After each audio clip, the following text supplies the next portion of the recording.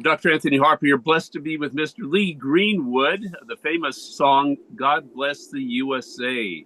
Thank you, Mr. Greenwood, for joining me today. You're welcome. Happy 4th of July weekend. It is a very special time, and I and a lot of our audience are praying that America will be great again in honoring God. And so this is a very special time. I wanted to have you share with our audience about how you came into the music industry. And then I also wanted to ask you about the God Bless You USA song. My father joined the Navy right after the bombing of Pearl Harbor in 1941. I was born in 1942 while he was deployed. 4 years in the Navy, 2 years in the Merchant Marine. I don't believe my mother understood his commitment to the country, and she had 2 young children to raise, so they were divorced. With my mother going in and out of marriages and being a musician herself, it was difficult for her to watch over the kids. So she sent me and my sister to my grandparents' farm in Sacramento, California, where I was raised. It was a sharecropper's farm. We had a little piano in the add-on building of our trailer. And even though I didn't see my mother or father much, I instinctively wanted to play the piano.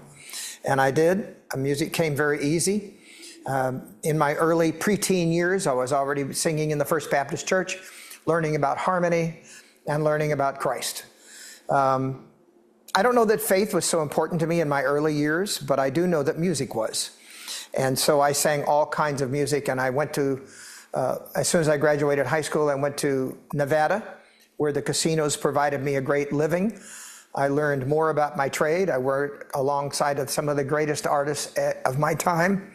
And then I got my national career in Nashville, Tennessee in 1979, and I moved there, and I've lived in Tennessee ever since now, producing more than 36 albums, and as you know, a myriad of hits, including my signature song, God Bless the USA.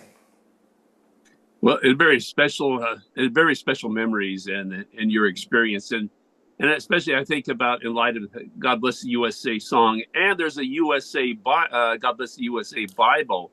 Let our audience please let us know about how that came about and your involvement with President Trump on the matter. We felt it was important because our early settlers came here not to escape religion. They came and brought their religion. They didn't want to be told what religion to pray with. And so those documents that formed our country, the Constitution, the Declaration of Independence, and the Bill of Rights, I thought were extremely important.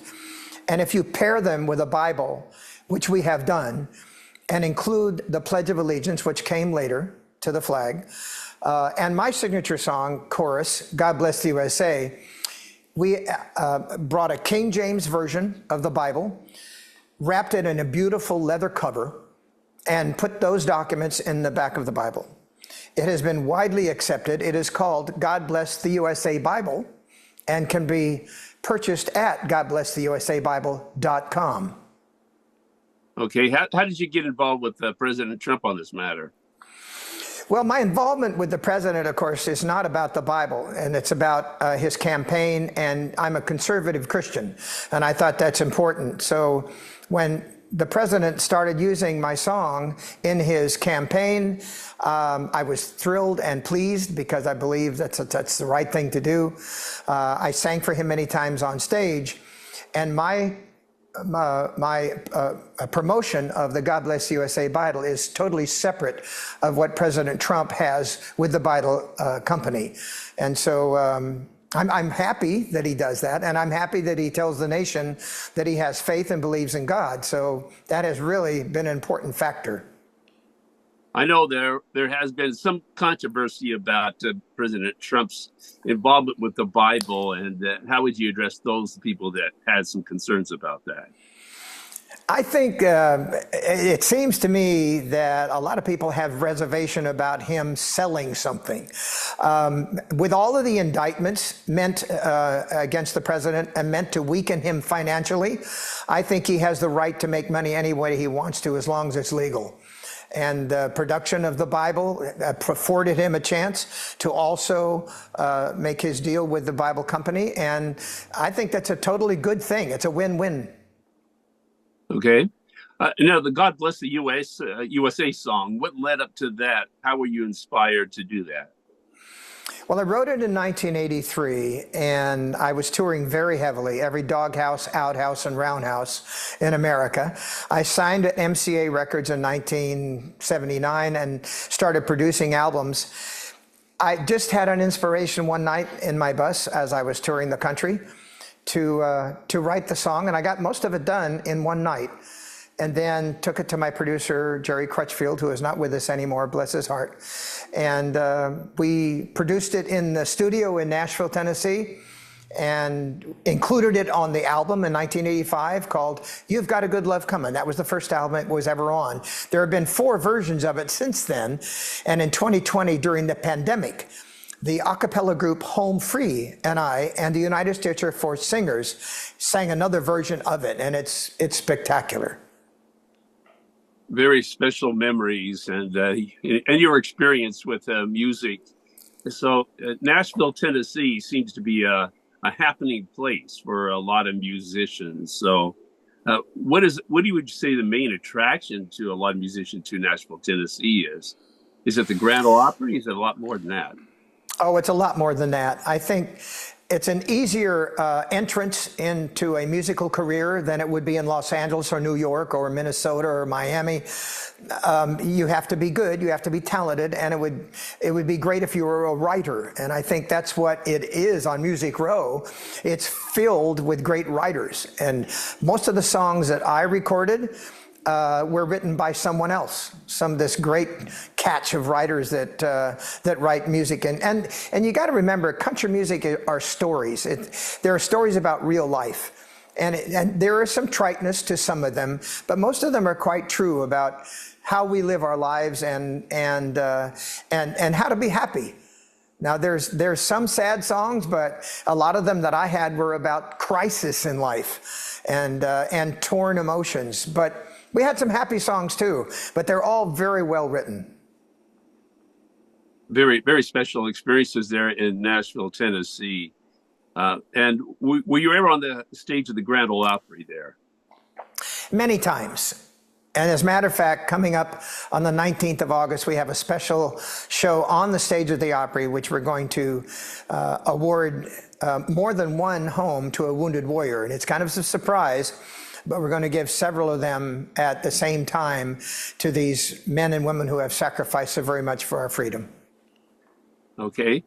And I was just thinking about, for our audience who might want to know more about your Christian faith, how that has played a role in your music there. I think the roots of my Christian faith comes from years and years of understanding that God has a direction for people if you just listen. When I wrote the song, God Bless the USA, I intentionally put God first. And I think as you hear the songs of America's history, God Bless America, America the Beautiful, you're always talking about how God has his hand on this country. And I believe that my penning of God Bless the USA, which is now a modern day anthem, which stands next to the national anthem as well as the most popular song ever in America's history, is evidence that, that my faith played a part in my music, all of the performances I have across America, and this 4th of July, I will be all over the country, by the way. Will you be seeing President Trump anytime soon? Probably at the RNC in Milwaukee. Okay. Now, I think about President Lincoln, about his solution for America, where he said in a proclamation appointing a national fast day, America's forgotten God. I don't know if you have read Lincoln's proclamation, if President Trump has read that, but that's gotten a lot of attention. What would you say to the most popular president probably ever is President Lincoln and his call to repentance? America has not forgotten God. I believe the media and broadcast platforms like TikTok and others have such leniency about morals. I believe that that's the erosion of our faith. But I believe most of the people have not forgotten God, nor that faith is important. If we live our daily lives, you'll find that to be true in everyone we meet and everyone we talk to.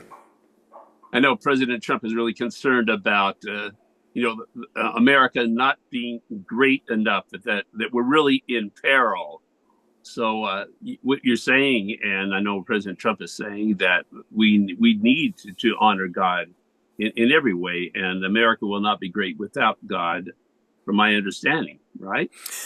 Well, the MAGA movement, Make America Great Again, I believe is such a good phrase, but it makes more reference to the defense of our country than it is about faith. The immigration, illegal immigration that's running over our border by the millions has to stop. We can't be a sovereign nation to decide how we want to live if we don't stop illegal immigration. This country has no sovereignty otherwise. And I believe the MAGA movement is more about that. But as you heard President Trump also promoting the God Bless the USA Bible, he's made the statement from his own personal belief that faith is important. Okay. Well, I thank you for sharing with our audience about these matters. And the website, again, for people to learn more about God Bless the USA Bible and your music there. Yes, you can go to my website, LeeGreenwood.com, and click on either tab, and that is the discography that we have and many of the things that we support, including the Bible, which would be GodBlessTheUSABible.com. So if you go to that website, you'll also be able to find it.